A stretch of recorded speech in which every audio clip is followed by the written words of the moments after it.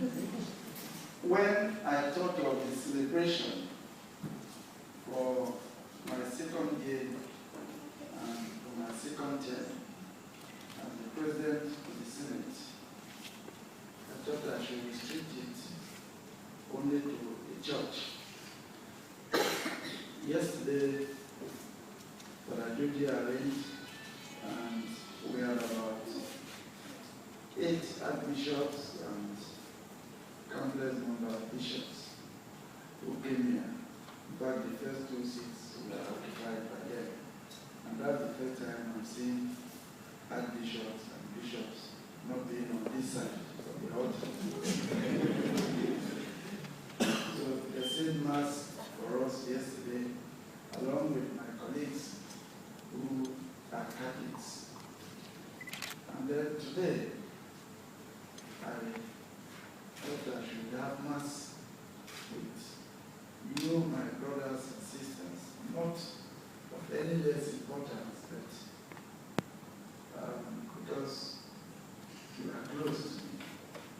So when in the Bible, they said that if you are going to have a feast, don't call men and women. Then I begin to wonder who we should invite.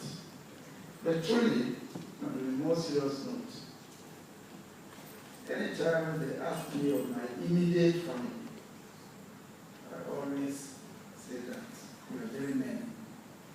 And when they try to inquire for them, I say there are a few people who come to worship with me here every morning.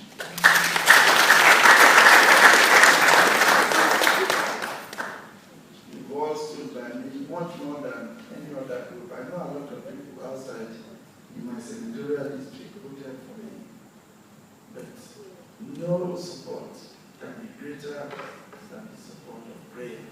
And you have prayed for me in this chapel. You prayed for the family in this chapel. So much so that my immediate family are the worshippers in this chapel. And Father, I would like to thank you because this anniversary, again, like my birthday anniversary, is restricted only to the family. Today, I read a remark for a valedictory speech. And I told my colleagues that there is a lot of work for us to do for democracy to take root. Yes, the Senate, a very conservative body, that is what the Senate is. And I'm the first to admit that this current Senate, under my watch, is very conservative because we are matured and we must behave in a very conservative manner. But conservative as we are, Nigerians have come to accept that we have a major role to play. They appreciate our very mature discussion. They appreciate our frankness. They appreciate our forthrightness. And we've had occasions to intervene if we think that things were going on. But there is still room for the democracy to develop. There is still a lot of dividends of democracy that have not gone to our people. That is not to say that the dividends are not coming. They're coming, but they're coming too slowly, and people are impatient. That's the truth. Sometimes including me also. But I believe that with prayers and with hard work, this democracy has come to stay, and will continue to build on it as we continue to pray. I want to thank those of you who are here and who are my immediate family members for your support. And I recall that when I was sick and I traveled out in this small chapel, you prayed for me day and night. And it is a prayer. It's a prayer that God had and I was healed. My wife was down recently and we continue to pray for her in this chapel. And I've always said that once you have a problem, if you bring it to this chapel and that prayer is not answered, then know that God doesn't want to answer.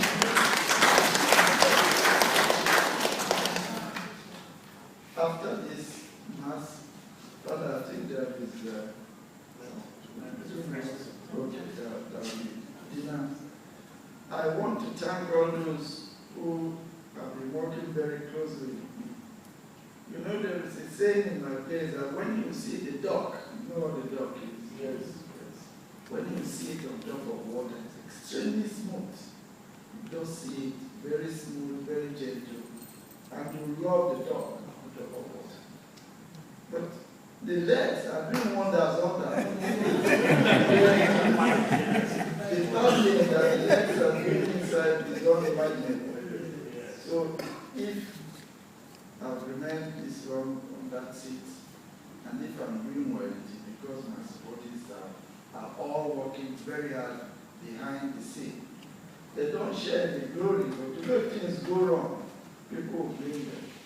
And I think I've used this opportunity to thank them and to appreciate them. Now, when I talk of my immediate supporting staff, but Adoni incidentally is one of them also.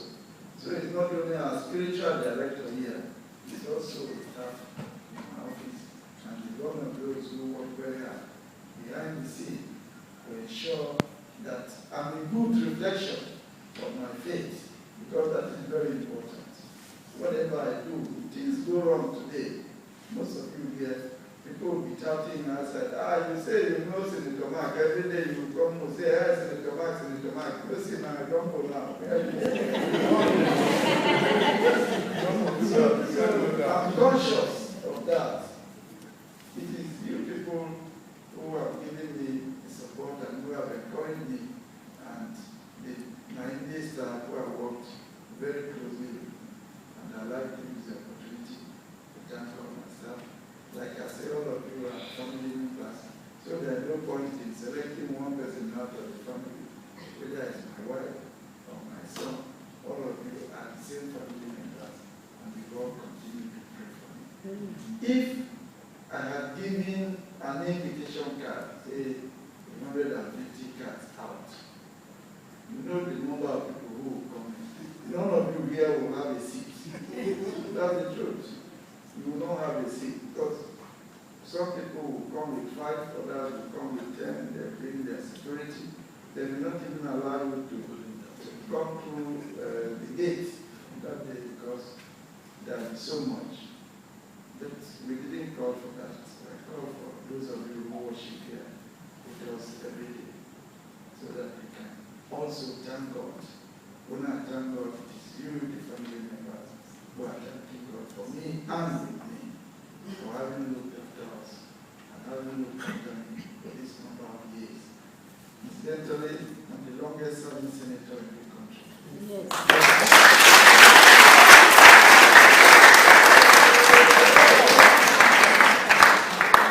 I am serving my 14th year. Today is the 14th, the end of my 14th year. And my 6th year as the president of the Senate. This can only come from God.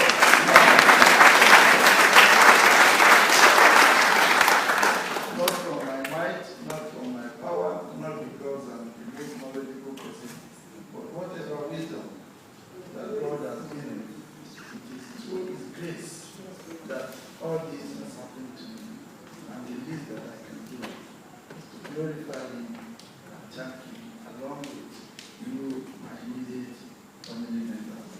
Father, I want to thank you for your counseling. I want to thank you for your guidance. I want to thank you for directing and looking after us spiritually. I don't want you to be tired. Yesterday, when we met with His Eminence, John Cardinal and the Archbishops and the bishops, we raised quite a number of issues, and I believe that we continue to address those issues. The most difficult thing for a politician is to be a Catholic. The most difficult thing for a politician is to be a Catholic.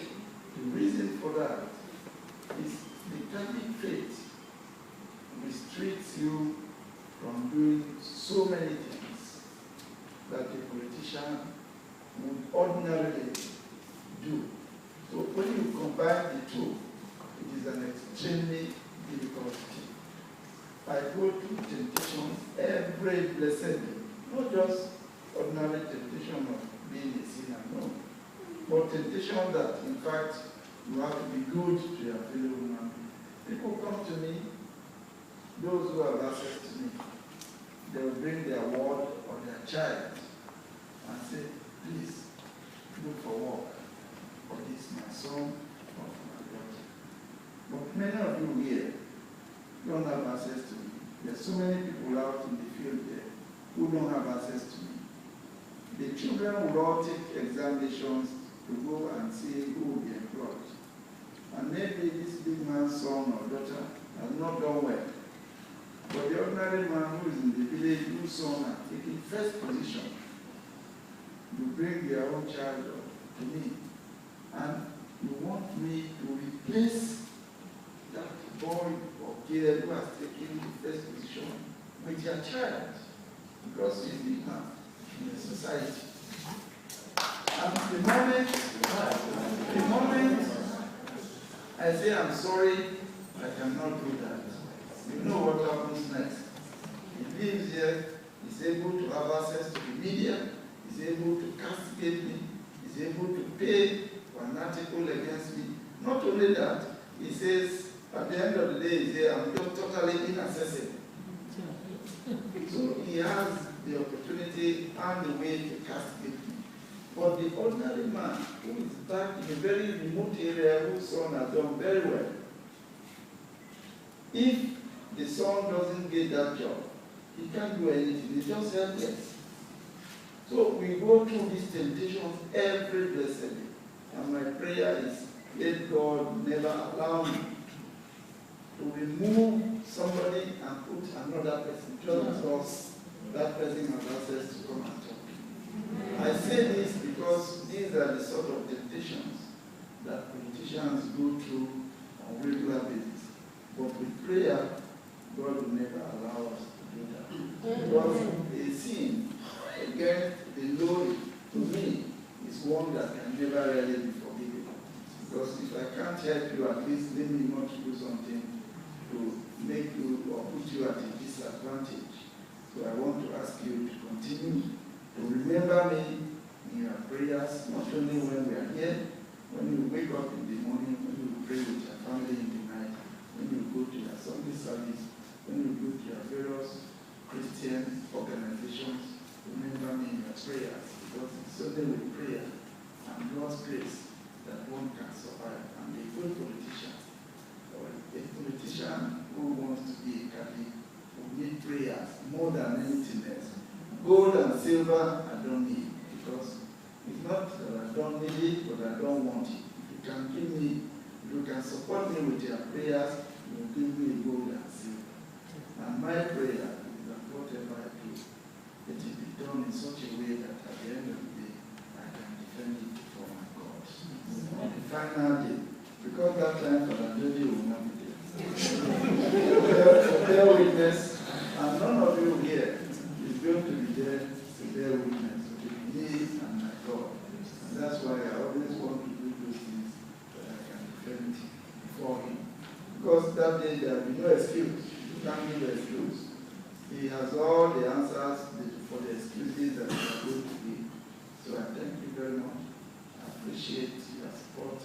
I appreciate your prayers. After this, we'll go to the tent there and we'll be able to have some light refreshment. And when we go there, Father, if you excuse us, we'll also be allowed to drink some more today.